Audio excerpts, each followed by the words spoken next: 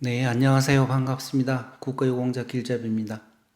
이번 시간은 4편 미국 몬산토 고엽제 소송권과 참전 명예수당 인상안에 대한 영상을 마치고 또 부족한 내용들이 있어서 거기에 대한 보충 설명 시간입니다. 먼저 4편 미국 몬산토 고엽제 소송권에 대한 내용은 제가 많은 자료들을 찾아서 보여드렸습니다. 보여드렸는데도 그 내용을 확인도 안 해보시면서 지금 별의별 소리들을 다 하시는데 제발 인터넷으로 제가 가르쳐드린 곳으로 들어가서 한 번만 확인해 보시면 될 것입니다. 근데 왜 그런 거 확인도 안 하면서 그리고 고엽제 소송권은 제가 분명히 말씀드렸습니다. 예고편에서도 말씀드렸고 월남전 참전했을 때 그 기간 그리고 그때 사용했던 고엽제는 똑같은 몬산토라는 회사에서 만들었지만 주성분은 다이옥신이었고 그 이후 월남 참전이 끝나고 73년, 74년도부터 발매하기 시작한 요즘 한참 몬산토 소송권으로 나오는 그 제품은 라운드업이라는 제품입니다.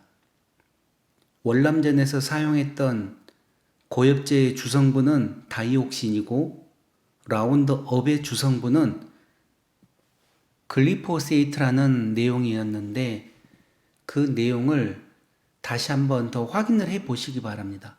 그리고 제가 구글로 자꾸 이 몬산토에 대해서 검색을 하다 보니 요즘은 몬산토 관련된 뉴스가 자꾸 뜹니다. 제 전화기에.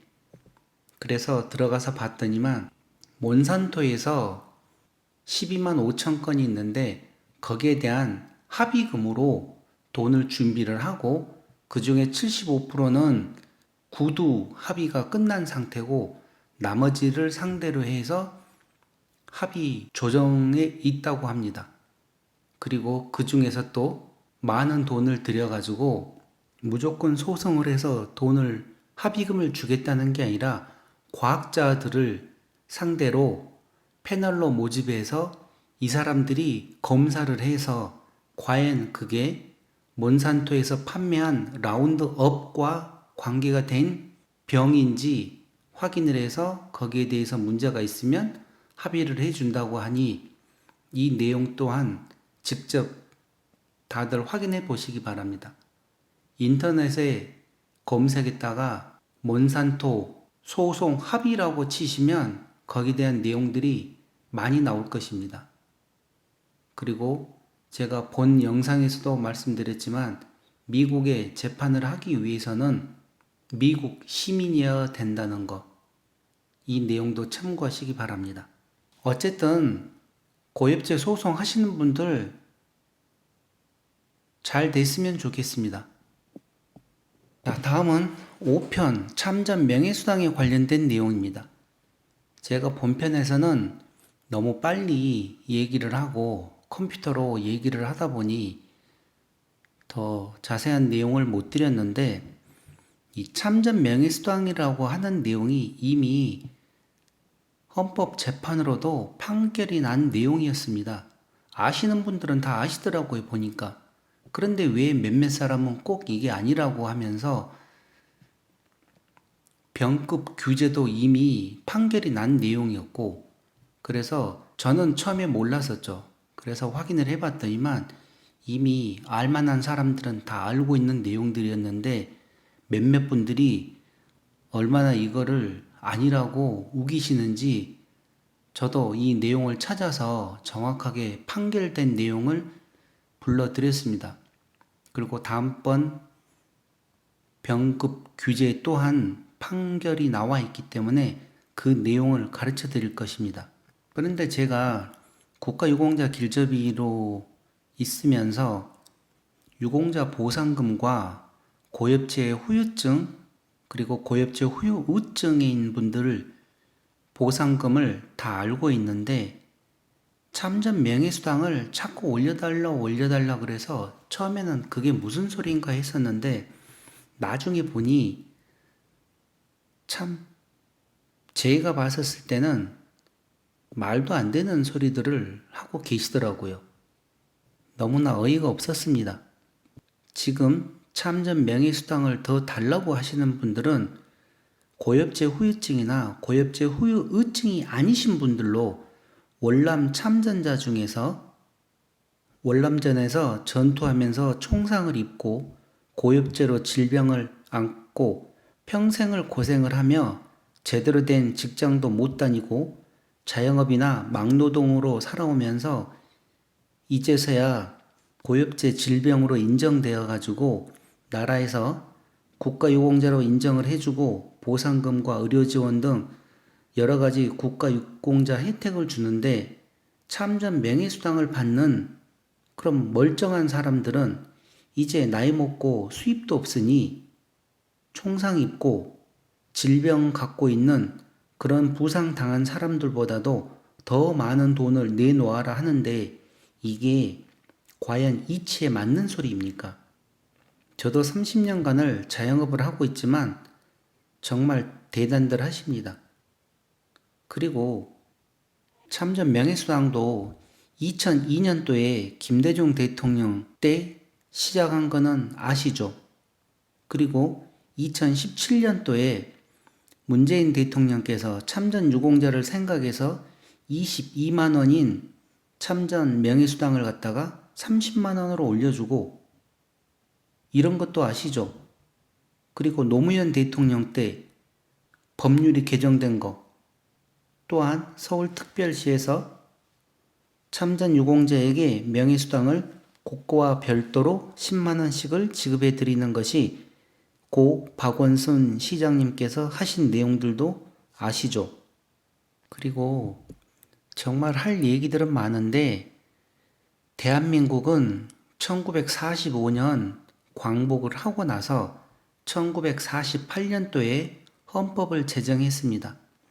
제정을 하면서 대한민국의 모든 남자는 국방의 의무를 진다. 그렇게 하였고 지금 대한민국은 모병제가 아니라 징병제입니다. 그런데 나머지 미군이나 호주, 뉴질랜드는 징병제가 아니라 모병제이기 때문에 직업 군인이고 월급이 대한민국과 비교도 안 될 정도로 엄청나게 많습니다. 그런데 왜 자꾸 미군이나 호주, 뉴질랜드 등 모병제인 나라하고 비교를 하는지 저는 이 부분도 이해가 가질 않습니다. 또한 왜 자꾸 병장 월급하고 참전 명예수당을 비교하는지 이해가 안 가는데 병장 월급은 군 복무 기간이 18개월 정도밖에 되지도 않습니다. 그리고 자꾸 이제 모병제로 변환을 하려고 하면서 월급 또한 올라가려고 하지만 참전 명예수당은 2002년도에 받기 시작을 해서 돌아가실 때까지 평생을 드리지 않습니까? 그런데 어떻게 자꾸 병장 월급하고 비교를 하고 부상당한 사람들보다도 더 많은 수당을 원하시는지 저 또한 이 부분이 이해가 가질 않습니다. 물론 참전 명예수당이 올라가면 좋죠. 올라가면 당연히 국가유공자 보상금도 올라갈 거고 고엽제 후유증 보상금도 올라갈 거고 무공훈장 보상금도 다 올라갈 것입니다. 그런데 어떤 분들은 그 보상금들은 놔두고 참전 명예수당만 1인 가구 기준해서 105만 원으로 올려달라. 1인 가구도 안 된다. 2인 가구로 해서 더 많이 200만 원을 달라. 그러는데 어느 정도 될 얘기를 갖고 하셔야지 너무나 말도 안 되는 소리를 갖고 하니 2021년도에서는 얼마만큼 나라에서 참전 명예수당을 인상해 줄지도 모르겠습니다. 자, 그리고 마지막으로 한 가지만 더 얘기를 드리면 지방자치단체에서 참전 명예수당이라고 드리는 거는 각 지자체별로 형편에 맞게끔 드리는 것입니다.